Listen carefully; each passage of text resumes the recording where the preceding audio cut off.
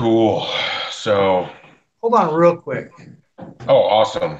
Well, a little bit of technical difficulties. That's why we're a little bit behind the 9 o'clock mark, but oh well. Got a couple of things to talk about. We did, um, I'm back.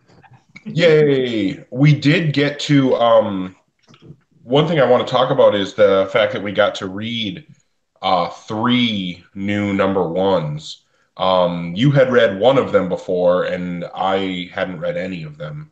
So reading the three, we're not going to get into any spoiler reviews or anything, but yeah, I thought it was pretty cool that Valiant sent that stuff early.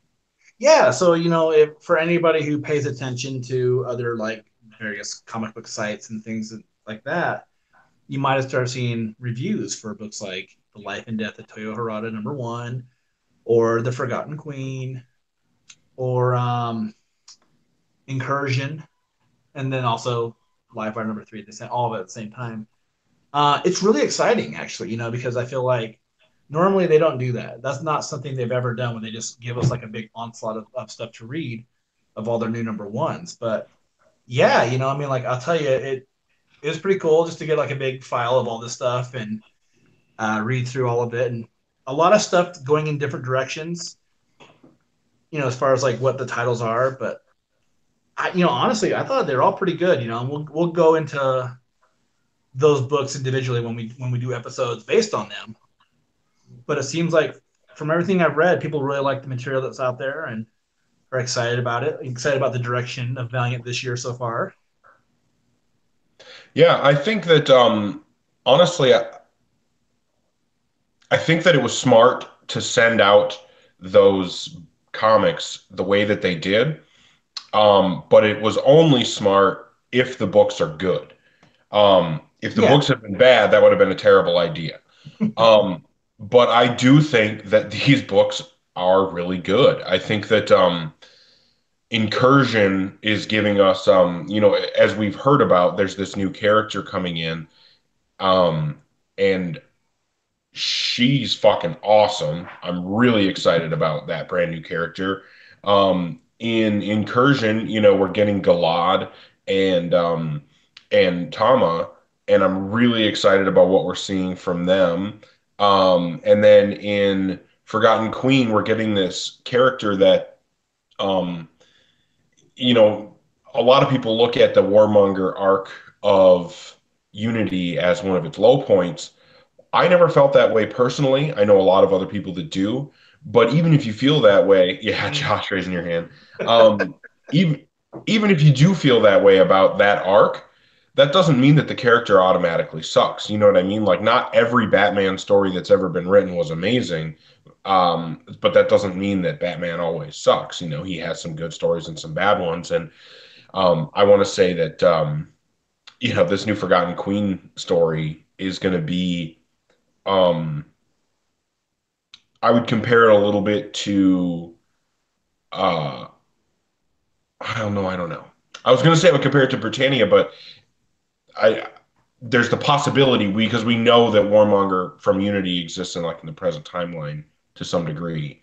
There's the possibility of it involving, getting involved with the other modern characters in the Valiant universe, but um I do think that that's another book that's going to be good. And it may not be for everybody, but I do think that it's another book that adds some genre diversity to Valiant's lineup, and that's awesome.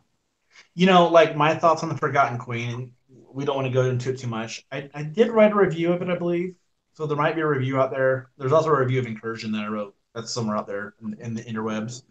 But I would just say like I'm one of those people that didn't like that Unity arc. Okay. But that said, like it's a new book. It was something I went into with an open mind, and I enjoyed it. That's all I want to say about it. I don't want to go. I don't want to even go into the story too much. So I would just say, like, if you're like on the fence with it, where you're just like, oh, why the hell are we getting a story about this character? Give it a chance. Like you might enjoy it. I enjoyed it. So just go into open minded. Not every Yeah. character is great. Not every. I know it's one of those things where it's not something that anybody asked for, but at the same time, if it's good, I want to read it, and I thought it was good. Yeah, I'm 100% with you. And then yeah, like I said, Incursion seems like it's going to be really cool, bringing in a new character, giving us more Galad Tama. And then, I mean, anyone who has read Joshua Dysart's Valiant work knows that he has a very intense intellectual writing style. And that has not gone away. And I'm really excited to talk about Life and Death of Toya Harada. It, I think that that is going to be a really crazy book. Um, reading through that first issue, and like Josh said, we won't go too deep into it, but reading through that first issue, it really brought me back to, reading um, Imperium, and I've missed those characters, so it was really nice to read that, and I'm really curious to see, where that story is going to go from that first issue. I think it's going to be epic. Yeah, I totally agree. And um, I know I hadn't read the Ash Can of Life and Death for quite a while, so it was still kind of fresh in my mind. Like when I read through it again, and the Ash Can's in black and white, so it looks great in color. The art's amazing in it. But I think that like it's such a cool story. It's very dense. It's a good read. I guess that's kind of what I'm trying to imply is that like you're not going to blow through this thing fast. Um, but like I do think that like it kind of it definitely scratches that itch as far as like wanting more of Toyo. Like you're like we've been waiting so long for him to make an appearance again in the back universe that it's really cool that we finally got him back. And like this is a very like even though he's part of the Imperium, even though he's got all of his people around him, there's a lot of him in it. So I think people will be really happy with it. I think even like the super diehard fans who are just like, oh, we need more of this, and we don't really like where Valiant's going. I think they're going to be really really happy with this book because it's phenomenal. It's so good.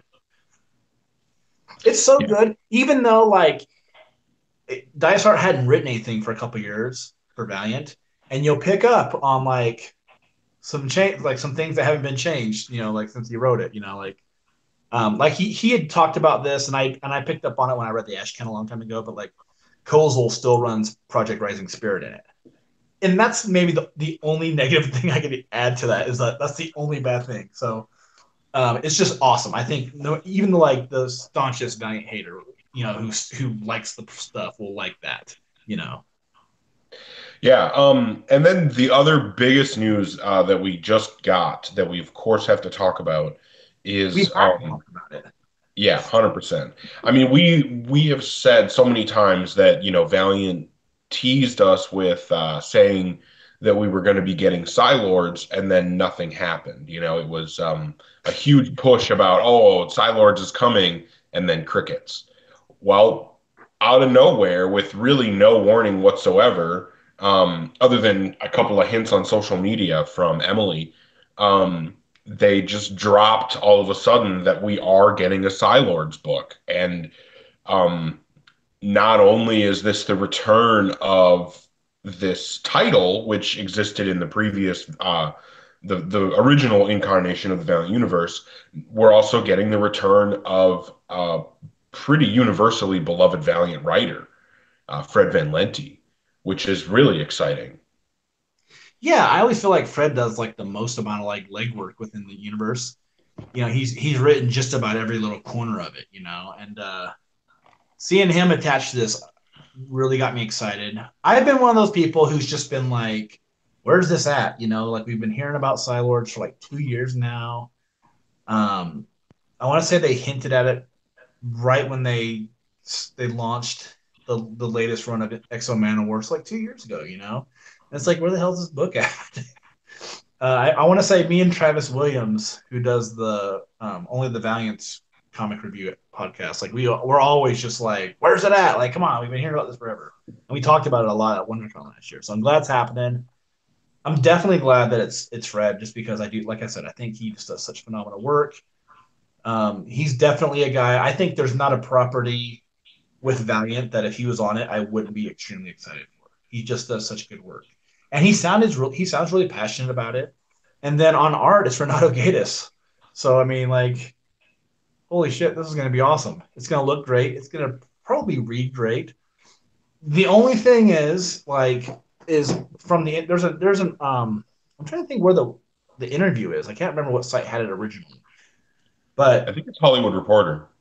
yeah, like on there, if that's where it's at, it does sound like they're departing a little bit from like the core concept of like the Psylords, and honestly, like that's okay. Like there's only like they had like 8 issues or 10 issues. I can't really remember off the top of my head, but there's not a whole lot to them, and they did exist in like the future timeline. We don't know if they're going to be in that timeline, but they don't sound like what they were in the '90s, because I want to say in the '90s, like they were pretty close to like invulnerable, and then they were separated by color as to what their class was within the Psylords. And they're basically like they were the hardcore, just that just left Earth after Harada dies. I mean, it's been so long since I've read that stuff, so I could be wrong. But I always thought it was a super cool concept. It's a cooler concept than it was executed, I'd say. But like it's a cool thing just because to me, like having the Psylords be a part of like VEI's continuity, whether it's going to be in the current or if it's in the future, like with like Rye and War Mother and things like that. I think it's cool, man. It's just one more cool thing, and it's got the right team for it. Yeah, I think my biggest question was the time frame on it. Because this book is talking about in that interview, Fred talks a lot about where the book is going to go and what it's going to focus on. And it's, if you look at the cover art that was shown, it's got four characters that we've as far as I know, we've never seen any of these characters before. So it's going to be really interesting to get to know these new characters. Apparently, they're in this prison, don't know why they're there. And the Psy Lords are also in this prison. And the only way for them to escape is to allow the Psy Lords to escape, which may not be the best idea. So it's going to be really interesting to see what the Psy Lords really end up being, how things. I don't know. I think it's going to be a really crazy. It's just a crazy concept. I think like this is especially compared to the other things going on right now. If you think about Life and Death in Toy Harada, you compare that to something like Incursion, you have the Forgotten Queen starting. I was noticing that reading all the books, those number ones, there's so much difference between all of them, and now we know we're getting Psylords, which is going to be this crazy space fantasy, sci-fi adventure. Like I don't know, I'm really excited for the fact that we seem to be getting so much more variety of stuff. Even if we're not getting 12 books a month, at least every book we're getting gives us something different and fresh, and there's no monotony.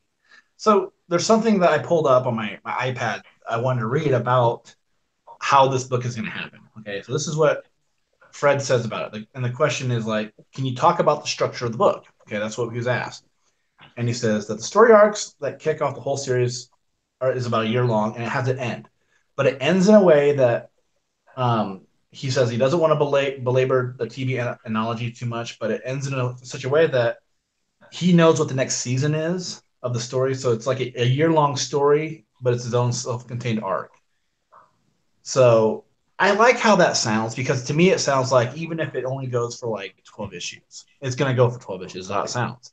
And then it sounds like there's already plans to keep it going, whether it's going to be like a second series or if they're just going to continue the series long or number it in a weird way. Who knows? But I like that they do have what seems like not just like 4 issues planned and then they're going to like go to something else. Like it seems like whenever Fred Van Lente's involved, he does a lot of work on the characters. Usually everything he does is about 12 issues. I think War Mother's like the shortest thing he's really done for a series. So I Yeah, like that. I I like love that we're gonna at least get a year out of this. It sounds like. Yeah, and I loved the 12 issue Ivar series that he did. I think that was an amazing display of what 12 issue story can be. And you know, I'm surprised you stopped at reading that quote where you did actually, because the next part of that quote is him saying that there's a really specific plan at Valiant for 2019 and 2020, Yeah. and he hints that it goes beyond Psy Lords, which to me means that I think that number one, there's a good chance that Fred's going to be involved in at least one or two other titles beyond Psylords, by the time Psylords is wrapping up its first year, which is exciting to think that, he's got a bigger plan. Because I think that that's something that, we've talked about on previous episodes is, in the past, um, when we had that first couple of years of Valiant, when we always heard about the writers all getting together and there being a really big plan that everybody was in on, and all the books would reflect that plan, and it made the universe feel so cohesive. And it seems like that hasn't really been the case for the last probably couple of years.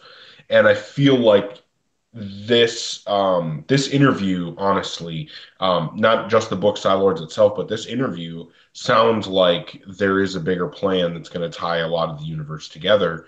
And I'm really excited about that, which makes me think that Side Lords is probably set in the present. It may not be, but that's my guess. No, I get that too.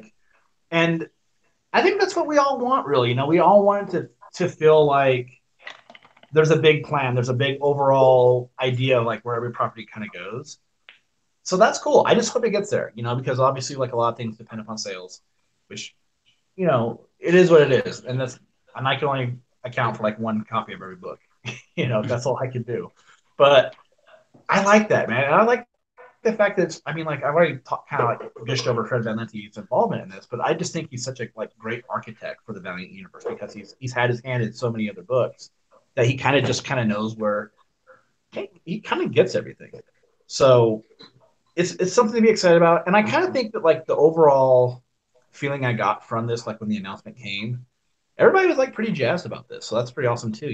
Where people are behind this. This isn't one of those things where people are just like, "Oh, this is lame. Like, why are they doing this? This isn't.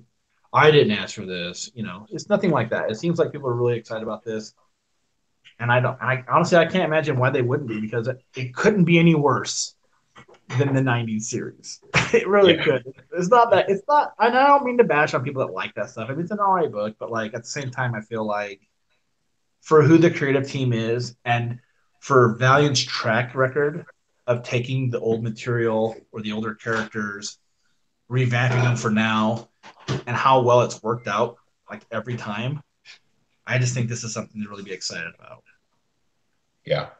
I 100% agree with you. I think that this is great news. I can't wait to see.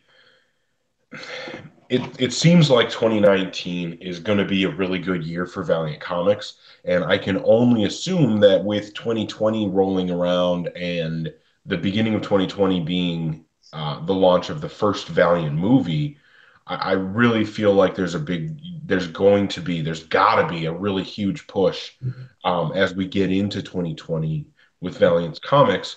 So what makes the most sense to me is that they're going to spend 2019 setting up the crazy ass shit that they want to do in 2020 to grab people's attention after they come out of the theater and when they just watch Bloodshot. That's the best case scenario for all this is to just build up everything this year so that February 2020 happens, and people are like, oh, I like Bloodshot. What is there, And it's like, yeah, they're gonna obviously people who like comics who are interested in Bloodshot are gonna go buy Bloodshot. I hope they like what they get, because like who knows what the plan is with Bloodshot as far as like publishing a book then. Are we still going to have Rising Spirit where it's delving into the past? Are we going to have something set in the current time, moving his, Ray's story along? But then also, I just know that a lot of us fans like buy every Valiant book. If you buy a Valiant book, you buy all of them because there's only like 6 or 7. It makes a lot of sense to be like, okay, here's all these other books that we have. We have a lot of books on the stands. And I would hope that they have a couple of books that are very young in the numbering, or maybe even like another book launches that month. Where like someone else can see that, and the book piggybacks off of the success of the Bloodshot movie. One thing that I thought was curious that I saw yesterday, and I saw it on the Valiant Comic Fans page on Facebook, was that, and I think this was yesterday. I think it was definitely this week, but I thought it was interesting that like Emily Hecht, who works for Valiant, I want to say that she works in like sales or online or whatever. She was like, "What kind of stuff do people want to see in the web store?" And I think that's kind of an interesting approach because I don't think anyone ever asked us fans that prior. And if you look at the web store, it's a lot of older style shirts, like covers from like the first couple years when Valiant launched, and then like a lot of weird merchandise, like shower curtains and duvet covers. And I've made fun of all this stuff before because I'm always just like, who's buying this stuff? You know, like I mean, like that'd be cool if I was like a bachelor and I was like that dedicated that like everything in my house had like a Valiant tint to it, you know. But like at the same time, it's like I know as a fan like the things I want to see. I'd love to see action figures. I don't know if I'd buy them honestly, like because I'm 42 and I just don't buy action figures. But like I kind of do think at the same time, like I see how my kids are with action figures, and I think I would maybe buy them and be like, here, play with these, man. Like have these guys fight your Power Rangers, have these guys fight your Ninja Turtles, you know, that kind of stuff. But like I love the idea of like someone asking us and being like, hey, we want ideas. What is it you want to see? You know, like that to me makes me feel like not only is the company trying to do things going forward where it's like they have ideas for books, but at the same time they're being like, hey, we obviously want you guys happy. We know people ask for stuff. Let's try to get you that stuff, or let's at least have like an idea of what people are looking for, so that we can put those plans in motion. It just makes me feel pretty good as a fan. I gotta say, I was pretty excited about the fact that the thing that I added became far and away the number one most voted for thing on that fucking list. What was it? Well, I only saw that whole thing when it first started, and then Oh, so, I added the action figures. were you the one that added that? Yeah. And then it just went nuts. And that was the by far the most number one or the number one most voted for thing. And I think it makes sense because a lot of us want those. You know, they put out the $130 and the $150 and the $260, whatever. Like, I can't afford that shit, man. I mean, I have to think about, every dollar I spend. So when you're asking me to spend hundreds of dollars on something, it's not feasible. But if you give me a 25, $30 action figure, I can swing that. Yeah, you know, I hear you on that, man. I feel the exact same way because, like, I mean, like, yeah, like, I'm a big fan of Valiant. Okay, I think it goes without saying that you and I are like really big fans, you know, because we dedicate so much of our time to like this podcast, doing a live video. We run a page on Facebook, all these kind of things. We interact with people, and yeah, like I can't buy like every expensive thing. And sometimes it feels like that's what all we're gonna get is expensive things. Like that Rice statue that came out like a year or two ago, that thing was way out of my price range. And then the Bloodshot posable action figure that came out last year, late last year, way out of my price range. It was like And 130 bucks. yeah, and then I saw that there's going to be like another couple of statues coming out of Bloodshot, one smaller than the other, or one bigger than the other, however you want to look at it.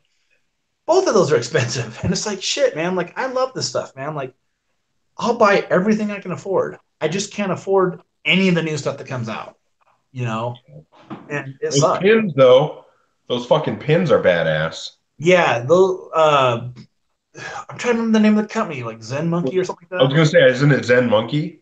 They look awesome. Yeah, they're pins that are they're styled after cover art. Yeah, So like, dude. Dude, they had that Paulo Rivera bloodshot from the Valiant. yeah, they have that face So badass. that's from one that covers the Unity, and then I want to say they have like one of the another faith that's from like the number one of the ongoing. Like, but there's a bunch of cool stuff like that, you know, and it's like that stuff I like to see. I can't buy that stuff as much just because like I hate buying it. Like it's such a little thing, but at the same time, it's like I'll buy it, man. Like pins are cool. Pins are like such a cool thing to have, but I do think like action figures is that thing where it's like that's what I want because Yeah. for me that's a way for me to be like, here, kids, I bought you an action figure and you can play with that. And it's like I'm introducing my kids to something that I like, but at the same time, they're just like, it's a toy. You know, they want Bloodshot in his guns or Ninja in his swords or whatever, you know, Exo fights Iron Man, you know, things like that my kids can do. Another thing though that I'd like to see, and this is just me, and this does kind of go back to the 90s, and I think a lot of fans would agree with me, but I'm such a sucker for cards, for trading cards. I've got all that stuff. I don't, We do I don't not need care. trading cards in 2019. I don't care at all. I've got binders with all of my Valiant cards sleeved up, and all like the my like bootleg Magic Valiant Magic the Gathering cards and all that kind of stuff. I've got them all bindered away on my shelf just so I can like pull them out and look at them. Huge. I'm a huge mark for that shit. Give me Valiant cards. I don't care. I'll buy them by the box. Fucking eat that shit up all day long. I don't care. If I could get those Valiant Magic the Gathering cards, I would jump all over that. And if they made like official Valiant Magic the Gathering cards or something like that, I would be all over that. But as far as like, like baseball card style thing, I'm no interest in that. I do have the Ninjak versus card game. That's actually a really fun card game. I would love to see a Valiant Munchkin. That would be fucking amazing. What's a Um, munchkin? oh, have you never played Munchkin? No. Oh, it's a card game that it's a fairly simple, fun card game that you can play with a few people. It's cool for parties and stuff. It's They have a ton of different versions. Like the first one I ever played was the Rick and Morty Munchkin. Um, there's X-Men Munchkin that has a Deadpool expansion that's pretty funny. There's a different Marvel Munchkin. There's tons of them, tons and tons and tons of them. So I think it would be awesome to do a Valiant one. Yeah, I'm cool with that kind of stuff. I think that the Ninjak versus game is so fun. It's way more fun than the Catalyst Labs game, which sucks because like that game, I feel like you can do more with. It just takes too long to get going. See, that Catalyst Labs one would be perfect if you live in a big city and have a comic shop that you go to that has like a super active board gaming community with some like extremely high level expert board gamers because they would understand that Catalyst Labs game. And so if you had someone like expert level running it, I think it would be a really fun game. Me trying to run it as a beginner, no idea what I'm doing. Ninjak versus game works though. Yeah, I'm trying to think like it like when you get told like, hey, what kind of merchandise you're looking for? Like, I feel like it's just those couple things that I don't really have that I'm like, that's what I want, action figures. I'd also like we were talking about statues, and I like the collectible busts, where it's just like the head and shoulders. I like that kind of stuff. I wish they would come off like a line of those, like put out like two of those a year because I could afford those. They usually come out like at $50 a pop. Um, I would dig that shit so much. But I think like what's going to be the cool thing though, and this isn't going to be as much Valiant as it's just going to be like the advertising arm of like the Bloodshot movie, but it's going to be kind of neat to see like how people react when there's like when Bloodshot's coming out and then there's like merchandise where it's like, hey, buy this and you might win a ticket to this, like fucking Doritos or something like that, because you see that with like some movies where it's like they'll tie the merchandise in with the movie, like, hey, buy a 12 pack of Pepsi, and like you can enter into this like Bloodshot sweepstakes. I always see the old beer bottles on eBay for like Dark Brew or Armstrong's Ale, or even the stuff that they were doing like at C2E2. People sell that stuff, So I'm like, I wonder like how collectible stuff is going to be when like you have like that kind of thing where it's like everywhere in stores. Like, are people gonna like save that stuff? I guess they probably will, but like it'll at the same time it'll be like really funny just to see like what kind of stuff they come out with to tie in with Bloodshot. I think it's going to be crazy to go into Walmart and be able to buy a Bloodshot shirt. Yeah, that could happen. That could happen totally, like it's crazy to think like what um the fandom for Valiant could be like in 1 year. Because we're like halfway through February, man. And like about the same time next year, we're gonna either have seen Bloodshot or be getting ready to see Bloodshot. And it could be a giant thing for all of us fans, or it could be like a giant disappointment. We don't even know. But like I'm definitely approaching it very optimistically. But at the same time, I just think like what's gonna happen with like all these groups that we're all in, whether like these groups are kind of small. Are we gonna see like a bunch of fans show up? Are we gonna see people get really into like Valiant, like I don't know, it's really exciting. I'm super super stoked about. Um, like I said, kind of how we got talking about the whole future coming up is with the lineup and the plan that they seem to have coming out of Psylords. Um, it's going to be really exciting to see how they ramp up into the new year and the new books that I'm sure will have to be coming. I mean, we're going to have to be getting new books. But we do have a new book to review. Um, so we could talk about Livewire number 3 that just came out. Um, I felt like issues 1 and 2, I'm pretty sure I gave both of them 5 out of 5. Yeah, Um, I I think you did. don't I don't feel that this one is quite at the same level. I still like this issue, but I don't feel it's quite as good. It doesn't have me quite as excited as the previous 2 did. I think it was kind of the thing with this issue. So like before we get we're since we're there, be warned, we do go into spoilers. So if you haven't read this, pause it, read it, or if you have read it, hey, just roll with us. So this whole issue is just Livewire fighting Pan. Pan shows up. He's after her now. She's been, busted free, I guess, from the dudes that had her in the last issue for like a week, or maybe not even that long. The way that the issue sets up, where she's listening to the radio, and it's like we haven't seen the criminal knows Livewire for like a week. I am assuming it's been that long since like she busts out, but she busts out, and the whole issue is just Pan confronting her and fighting her. And I mean, I thought it was a really good issue. I really liked it.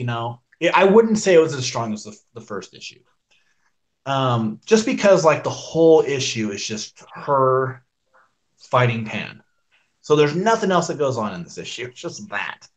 So I Yeah. thought like from like the pacing of this of how these first couple issues have gone, it's just like you had a couple different things that happened in the other issues, and on this issue, it's just that. But it was interesting, because Pan is a guy who has a history with um, Amanda and with Harada. But here's my kind of like the thing that confused me a bit with this is that they talk so much like Harada's dead. Yeah. So it's like, what's going on here? Where's this book set at? Like, I mean, like, or maybe not even like where this book's set at, but where's everything else set at that ties in with Harada? Because like, I would hope that there's not a plan to kill off Harada. I really do. I don't think that when Life and Death wraps up, I don't think he's dead. But to me, like, I'm curious about what information they're given, and maybe I mean like because like if we're looking at how the character's gonna be set up in his next series that's getting ready to come out soon, he's definitely not dead. So I thought that was kind of weird because I don't remember anything being hinted at anywhere else where it's like people thought he was dead. And it seems like he's such a big force of nature of a character that people know that like whether or not he's around. Like is he just like laying low at the moment or something like that? But that was the only thing that I kind of thought was confusing about this. Where I was like, what the hell is this? Like there's nothing else we've heard of, and he's such a massive character within the universe that it's weird that it just drops like that. Like, oh, Harada's dead. Oh, he's a monster back when he was alive. Blah blah blah. Like, it just fucking sounds weird. Yeah, I thought that was a little bit weird too. I do like Pan as a character. I like his ability and the way that he was using it on Livewire. I felt like the issue dragged a bit because it was so much beating into the ground. Um, Pan telling Livewire that she had become Harada, and she'd become the worst parts of Harada, because at least Harada had a purpose that was noble or whatever, and Amanda was killing people without even that. So, like, I feel like it drove a lot of it into the ground, and I'm really curious to see how Amanda comes back from this. But she, like, just for both of these last 2 issues, she has been just completely beaten into the ground. I think maybe part of also why I like the last issue more than this one, it could very well come down to the fact that in issue 2, when Amanda was completely beaten down, she was able to come back. She was able to fight. And by the end of the issue, she had escaped, and she kicked the shit out of the guy that was being mean to her. And that was awesome, so it made it a really, really fun issue to kind of have that payoff. Whereas with this issue, there's nothing but Livewire getting the shit kicked out of her, getting basically gaslighted into being convinced that she's the worst person in the world. And yeah, it was a fucking brutal issue emotionally for any fan of the character. And I think that's good writing. I'm not saying it's not good writing, but it made it harder to enjoy as being the fan of Livewire that I am. Yeah, like for me, like when I was reading through this issue and I was done with that, it's like, man, like they're really just gonna like kick the shit out of her like every issue, like and I get like where they're kind of going with her because like she has done something kind of uh like so wrong, like doing what she did. I like that Pan is using his ability to be like, what about these people that died? What about these people that were affected? And maybe like putting it more on her to give her a better perspective of like what she's done.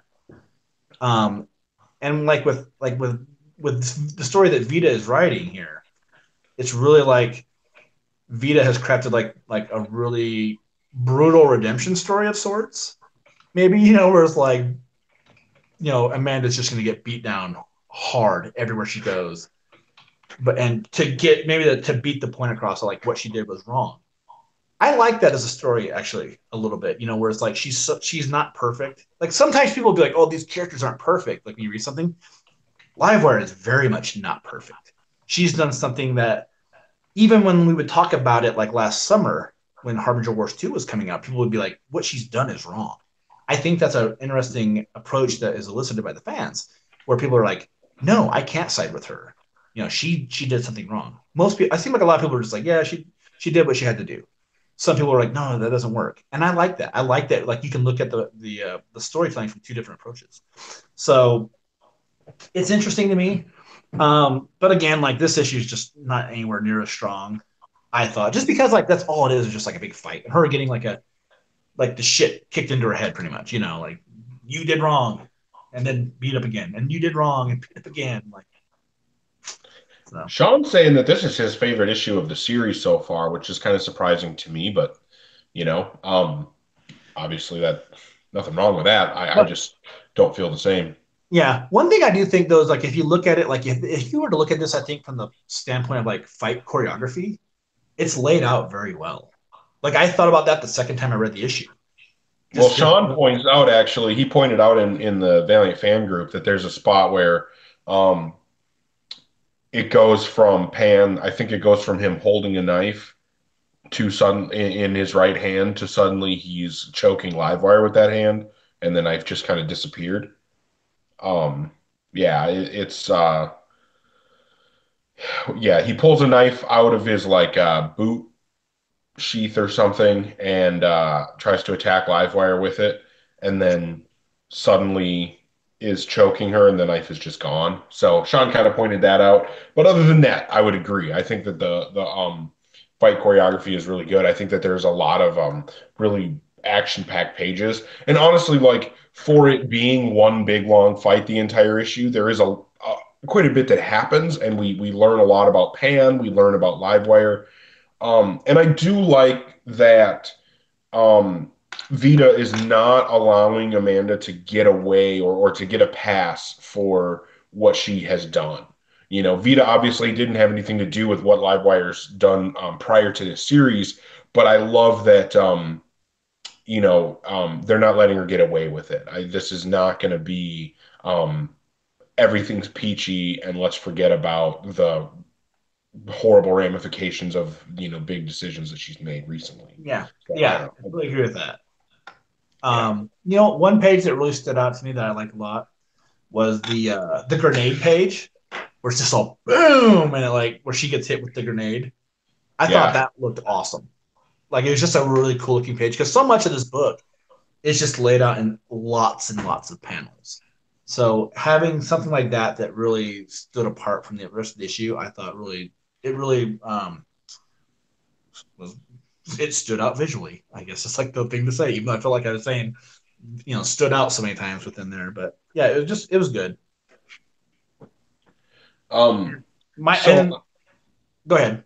oh, I was just gonna say that I felt like with the ways that she was colored, they really showed Livewire being super negatively affected. I think that she's gotten so used to her powers that now that, I mean, this is something we haven't really talked about a whole lot because I guess it wasn't directly addressed in this issue.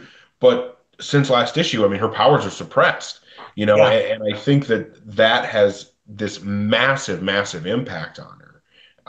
And obviously, that's a big part of why she was found by Pan, I'm sure, and why she wasn't able to fight him off better. yeah. So it'll be kind of interesting to see like what happens with the next issue because the way that the pacing is on this, um, like it. I felt like with the first issue, we went through a couple different moments, a couple different things happened. Last issue, she's captured, she gets in a fight with the dude, she breaks free, and then this issue, it's like just one big long fight. So it's like I don't know what to expect as far as the pacing goes with the next issue. But I believe that this is the last issue of the storyline, and then we go into the next arc. So I'm curious to see what they do with this. But yeah, I mean, it does it does seem like it goes on a little too long. You could have taken out a couple pages of fighting and done something else with it, and it would have been So I think okay. Sean's saying one of the things that he liked is that, um, in the past, Amanda was always being told by normal non-Psyot humans how terrible she was, and she didn't really listen to them because she felt like they didn't understand and they didn't care. Now she's being told by another Psyot how bad she is, and it's getting to her. Like she's finally accepting it. But to me, like my perspective on that is that Amanda already knew that what she did fucking sucked. I don't think that she did that with any delusion that it was that there wasn't going to be any collateral damage. She just felt it was her only option, and maybe it wasn't her only options, but I think she did it um, in good faith. With good with true intentions. And so I don't think that this is necessary. Like I'm not saying that you know, Pan doesn't have a leg to stand on with what he's saying. I'm just saying that I think he's going overboard, and I think Amanda already understands this shit. Yeah, for me, I just keep thinking like this is going to go on forever, where people are just after her. So at what point does that change? Which I think will be interesting. I think like even if she's ultimately caught, like by someone who can actually keep her held down, um, I think there's just so much like potential here for like with the character that Yeah, even like for an issue like this where I don't love it as much as the first issue, I still like it a lot. And I just think, man, like this is. I just think there's a lot of cool stuff they can do with this. So I'm actually, even though like the pacing's off, at least to me it's off, and it sounds like you thought the same thing too. At the same time, like I'm just way optimistic about this series. yeah. I'm 100% with you. I think so. Okay, so Sean's saying that Livewire felt that she was justified, and Pan's making her face what Sean says is the fact that she wasn't justified.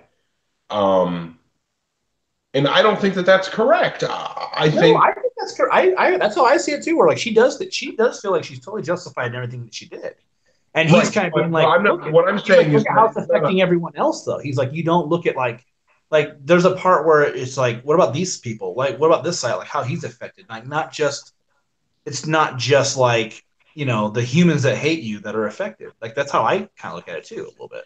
No, I get that, but Sean's saying that her actions weren't justified, and I think that I get the argument saying that her actions weren't justified, but I think that there is a equally valid and strong argument that her actions in Harbinger Wars 2 were justified.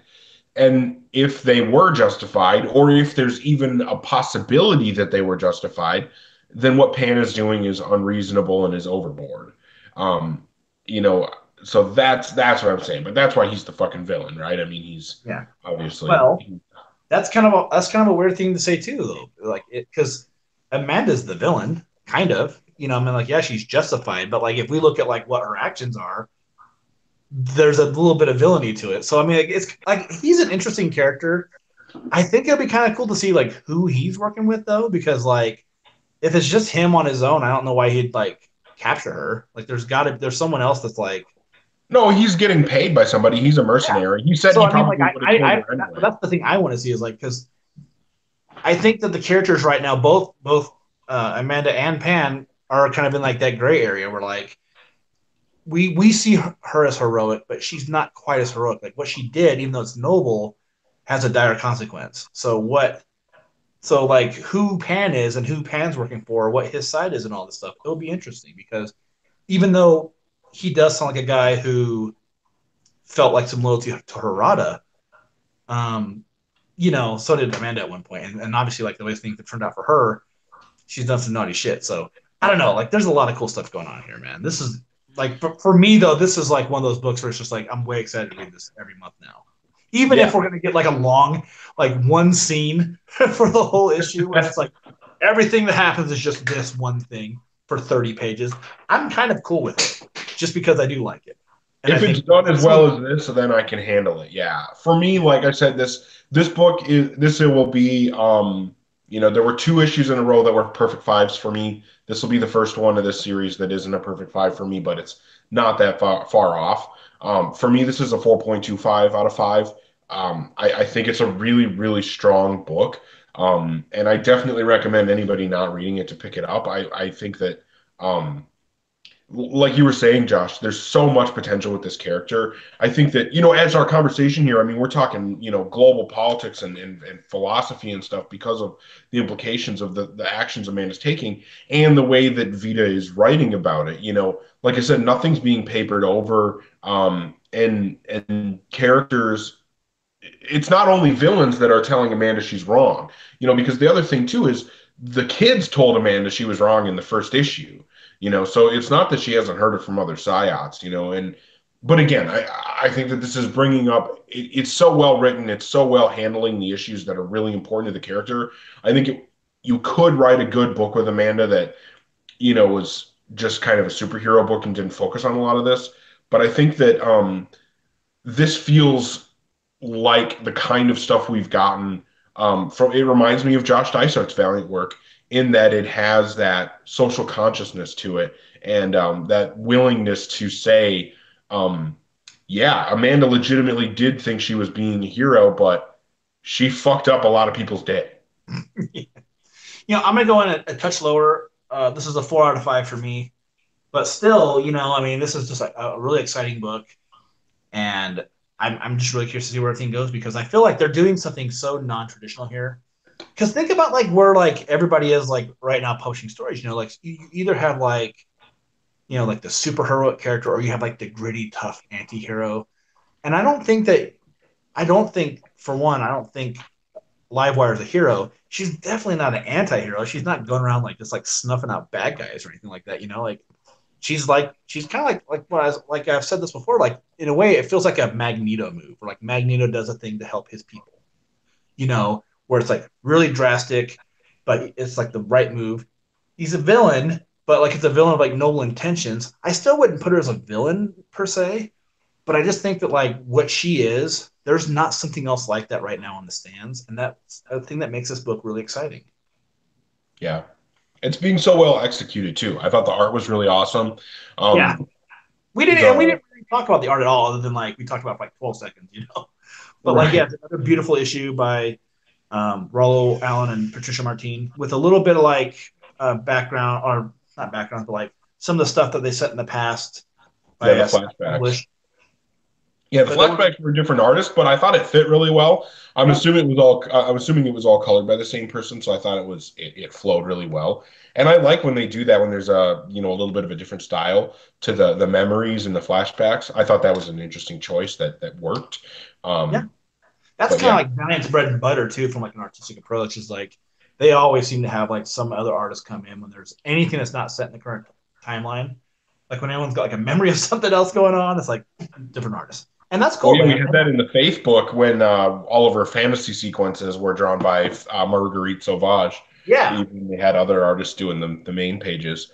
But yeah, I mean, this is um, yeah, Sean is saying that those Omega level powers really blur the line between hero and villain, and I think that we see characters like Superman over at DC, or maybe he's not the best example, but maybe like Captain America. I guess he's not that powerful at Marvel, but I mean, like you see a lot of these powerful characters who are portrayed as being pure, only good all the time, and I like that whether you're someone like Faith, I mean, she gets in trouble, she does stuff that has negative consequences, or somebody with the power level of Amanda, who's arguably one of the most powerful people in the Valiant universe. I mean, no matter the power level, I think that Valiant does a good job of showing that gray area, and I think that that's another thing that sets Valiant apart, and it's one of the things that the Livewire title is doing really well right now. I think you could almost look at like um those reactions where like Amanda does those things, or like how Faith has handled her status as being wanted by the law for murder. Like those are things governed by emotion. I think where it's like those were like emotional responses to the events that were going on with them. It wasn't like I have to do the thing that's right because I'm a good character. I have to do the villainous thing because I'm the villain. It's just to me it seems like it's more of like something a little bit more human, where it's like they're governed off emotion. So I think it's cool. Yeah. No, 100%. I had pulled up what's coming up next week, and then I had to get rid of it, so I don't have it up. What's coming up? Um, I'll pull it up. I mean, I got it momentarily here. Um, I don't think we're getting a whole lot. I think it's actually Incursion. Am I right? Well, Incursion will be a fun one to talk about. Um, I will. I'm. Yes.